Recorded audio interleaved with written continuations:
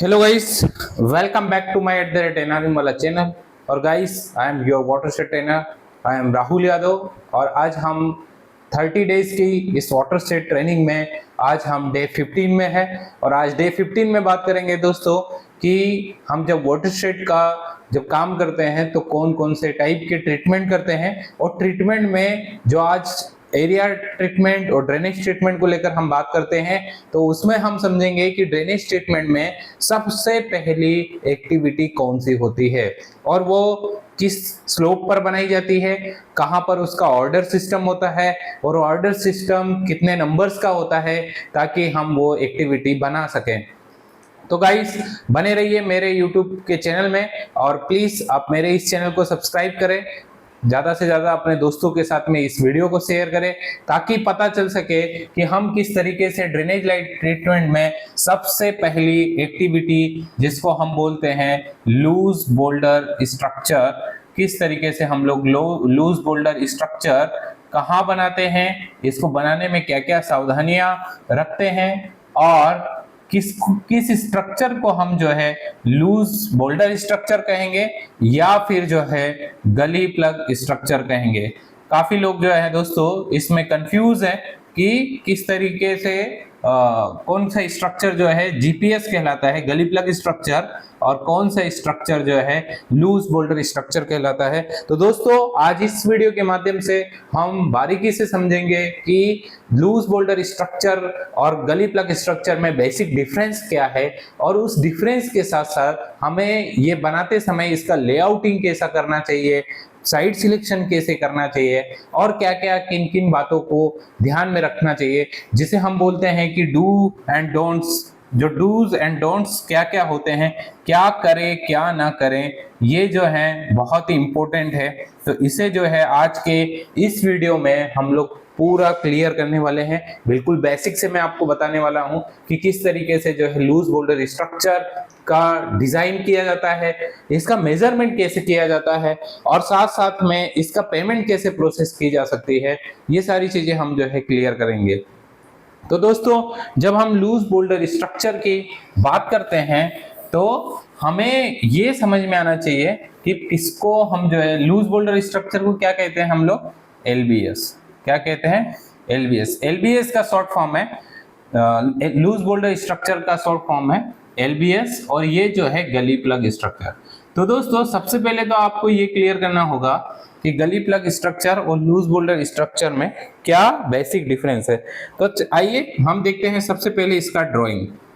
तो ड्राइंग कैसे बनेगा दोस्तों, इसका ड्राइंग बनाने के लिए आपको सिंपल सा एक ये मान लीजिए कि ड्रेनेज ऑर्डर है।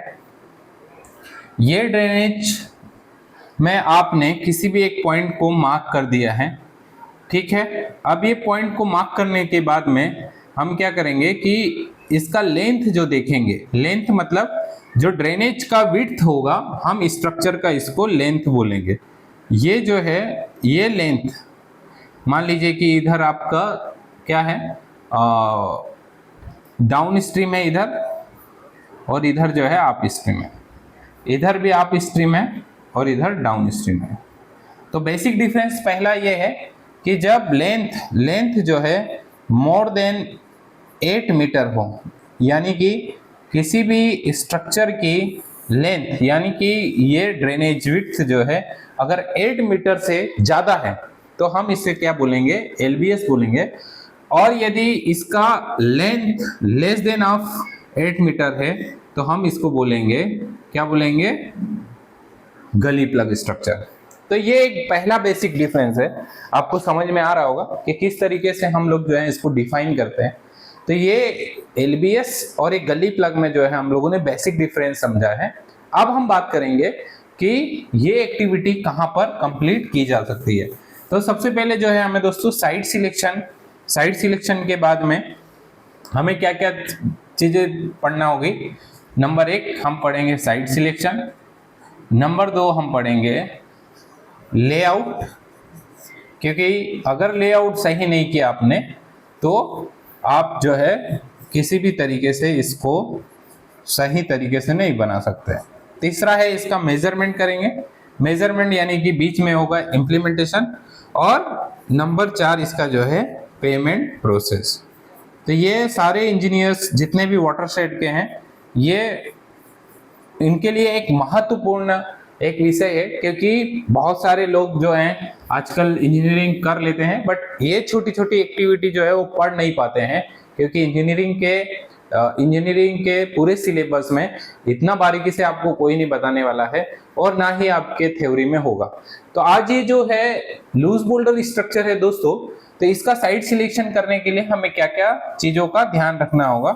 तो निम्न चीजें ये होती हैं कि आप सोचिए कि ये ड्रेनेज है, राइट।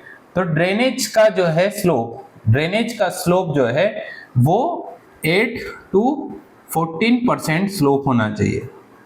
समझ रहे हैं? ये स्लोप जो है 8 to 14%, 14-15 चल सकता है, प्लस माइनस हो सकता है। ये 8 to 14% का स्लोप होना चाहिए किसी भी ड्रेनेज का। स्लोप निकालने के लिए मैंने पहले ही आपको एक फॉर्मूला बताया कि हम किस तरीके से स्लोप कंसीडर करते हैं, VI/HI into 100। तो ये स्लोप परसेंटेज होता है। अब ये जो है इसका जो लेंथ मैंने बताया कि अगर 8 मीटर से कम वाले स्ट्रक्चर है तो गली प्लग हम बनाएंगे, 8 मीटर से ज्यादा वाली लेंथ है तो हम लोग जो है वहां लूज बोल्डर स्ट्रक्चर बनाएंगे। तो ये जो ड्रेनेज हाइट है, मतलब इसको ऐसा समझिए इस तरीके से, ये जो ड्रेनेज है, ये ड्रेनेज का हाइट जो है यहाँ पर जो है, ये ड्रेनेज हाइट ज्यादा हाइट का भी नहीं होना चाहिए। ज्यादा हाइट का इन द सेंस कि हम लोग जब यहाँ स्ट्रक्चर बनाते हैं तो मिनिमम जो है 1 मीटर और मैक्स टू मैक्स जो है हम 1.5 मीटर का स्ट्रक्चर हम बनाते हैं। मतलब हम कोई भी गली प्लग जो है 5 मीटर की हाइट का नहीं बनाने वाला है दोस्तों। तो ये छोटा स्ट्रक्चर होता है, कॉस्टिंग भी छोटी है, इसकी लागत भी कम है।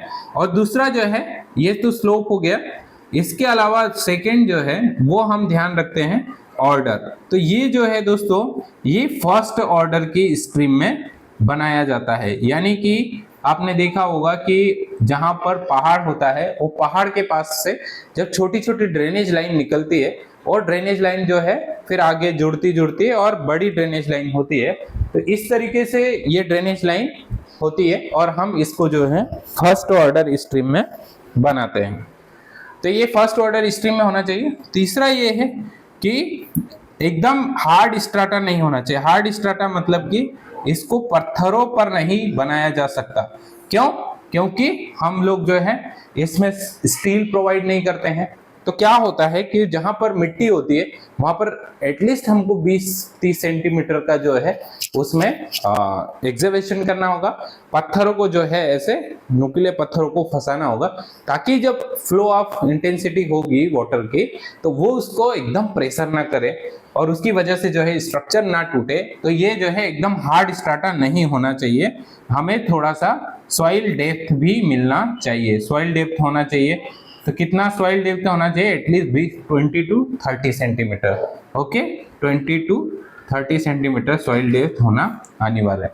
तो ये 3 जो है साइट सिलेक्शन के क्राइटेरिया हैं, जिसमें हम लोग बात करते हैं स्लोप का, ऑर्डर का और हार्ड स्ट्राटा का।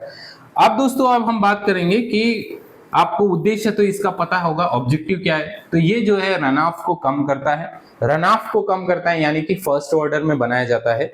तो पानी जो है ब्रेकर, जब ये ब्रेकर की तरह काम करेगा, जब पानी का फोर्स लगेगा तो ये रिड्यूस करेगा उस फोर्स को, सॉइल को जो है कंजर्व करेगा, और उसके बाद में ये जो है हमारा परकोलेट भी इसको वाटर को करेगा।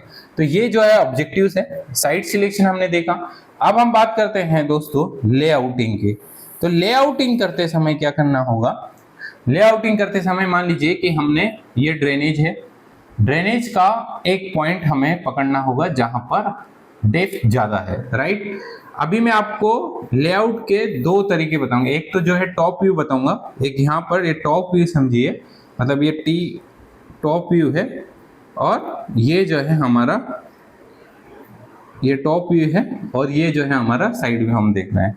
तो दोस्तों हमें क्या करना होगा, जहां पर हमने 2 पॉइंट मार्क कर लिए, ये पॉइंट हमें हाइड्रो मार्कर से करना होगा, राइट। तो हाइड्रो मार्कर से पॉइंट मार्क करते समय हमें ये ध्यान रखना होगा कि क्या ये पॉइंट और ये पॉइंट बराबर आ रहे हैं, मतलब हमें कभी भी एलबीएस या फिर गली प्लग स्ट्रक्चर बनाते समय एक कोना ऊपर एक कोना नीचे नहीं रखना होगा, हमें दोनों सिरे जो है ये एकदम बराबर में रखना होगा, मतलब जीरो लेवल पर रखना होगा। अब हमने क्या किया कि यहाँ पर एक पॉइंट मार्क कर लिया, राइट। ऐसे हमने इसको एक रोप के थ्रू रस्सी के द्वारा इसको बांध लिया और यहाँ पर एक पॉइंट मार्क किया, ये जो है डेप्थ है, ओके। अब जहां जितनी डेप्थ होगी उस हिसाब से हम लोग जो है स्ट्रक्चर को लेआउटिंग करेंगे। तो हमें क्या करना पड़ेगा, मान लीजिए कि ये सेंटर पॉइंट है, राइट। अब यहाँ पर अगर हमारा डेप्थ 1 मीटर है साथियों, तो हमें क्या करना पड़ेगा, ये 1 मीटर को हमें जो है बॉटम विड्थ में 2.5 गुना बढ़ना होगा, और टॉप मतलब अप स्ट्रीम में, ये अप स्ट्रीम है, ये डाउन स्ट्रीम है, और हमें यहाँ पर जो है 1 मल्टीप्लाई 1 गुना बढ़ना होगा। इसका मतलब क्या हुआ, इसको मैं इधर साइड से लिखता हूँ कि डाउन स्ट्रीम में हमें 2.5 गुना और अप स्ट्रीम में वो 1 गुना बढ़ना होगा, राइट। अब हमने देखा कि जब हमारा यहाँ पे डेप्थ जो है ये डेप्थ कम होती जाएगी, ऐसे ऐसे आप देखेंगे यहाँ पर जीरो लेवल होगा, यहाँ पर हो सकता है कि 0.25 हो, यहाँ पर हो सकता है 0.5 हो, 0.5 मीटर में मैं बोल रहा हूँ, और यहाँ पर 1 हो, ऐसे ही यहाँ पर 0.5 हो, यहाँ पे 0.25। जब आप आपके क्षेत्र में किसी भी ड्रेनेज का सर्वे करेंगे तो उसको जो है उस तरीके से आपको डालना होगा। अब हमने क्या किया दोस्तों कि जहां पर 1.5 चले वहां पर हमें 2.5 गुना चलना पड़ेगा, मतलब 2.5 गुना कितना होगा, ये 2.5 होगा। अब ये हमने जो है एक लाइन डाल दी। इसके बाद में हमें क्या करना पड़ता है, टॉप व्यू के लिए भी 50 सेंटीमीटर हमें ऐसे एक लाइन डालना पड़ती है, राइट। ये 2.5 गुना चले, जब हम यहाँ पर 0.5 चलेंगे तो 0.5 का 2.5 गुना हमको चलना पड़ेगा, 0.5 का ये 0.25 का चलना पड़ेगा, तो ये इसका आधा होगा, इसका मतलब 1.25 होगा। हम 1.25 चले, यहाँ पर जो है 0.5 का होगा, तो यहाँ पर हम जो है 0.5 का आधा गुना चलेंगे, मतलब 2.5 गुना, और ऐसे जो ये पॉइंट होंगे इसको हम जो है दोस्तों ऐसे मिला देंगे, सेम इसी तरीके से इधर पे, ओके। तो ये हमारा जो है, अब हमें कितना चलना है, यहाँ पर 1 गुना, तो इधर हम जो है 1 गुना चले, ये कितना है 0.5, तो हमें यहाँ पे 0.5 चलना पड़ेगा, यहाँ 0.25 चलना।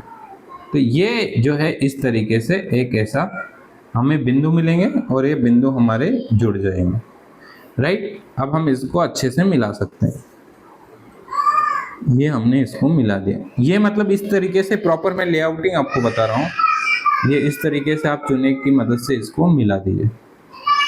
आपको ध्यान ये रखना होगा कि ये जो है 50 सेंटीमीटर का जो हमने रखा है, मतलब यहाँ से 1 गुना इधर और यहाँ से 1 गुना इधर, मतलब ये जो डिस्टेंस होगी ये 0.5 मीटर होगी, राइट। तो इस तरीके से हमारा जो है ये बनेगा टॉप व्यू। टॉप व्यू बनने के बाद में ये हमने क्या किया है, इसको हम बोलते हैं क्रॉस सेक्शनल सर्वे। क्या बोलते हैं, क्रॉस सेक्शन सर्वे। और एल सेक्शन सर्वे में क्या होगा, एल सेक्शन सर्वे में हम दोस्तों इसका जो है स्लोप परसेंटेज निकालेंगे, पानी कहाँ तक भरेगा, स्टोरेज बोल सकते हैं, या पानी का जो मतलब इक्विवेलेंट लेवल होगा वो कहाँ तक होगा। अब इसमें क्या करना होगा, हमें इसमें पत्थरों से फिलिंग करना होगा। ये जो है ये प्रॉपर लेआउटिंग है दोस्तों, कि किस तरीके से हम लोग जो है लेआउट डालते हैं।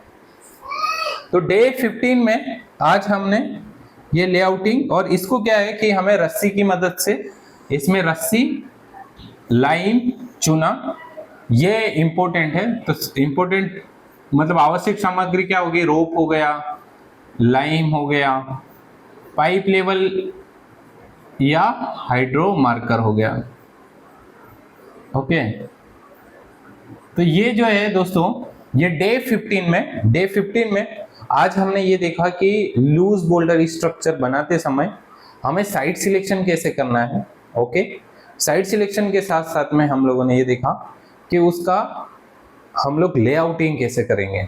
ओके, अब हम दोस्तों नेक्स्ट वीडियो में बात करेंगे कि इसका मेजरमेंट कैसे करेंगे, इंप्लीमेंटेशन कैसे करेंगे और इसके साथ साथ हम पेमेंट प्रोसेस कैसे करेंगे। तो दोस्तों आपको मेरा ये डे 15 का वीडियो अच्छा लगा होगा। प्लीज आप इस वीडियो को लाइक कीजिए, शेयर कीजिए और इस चैनल को सब्सक्राइब कीजिए। Thank you so much.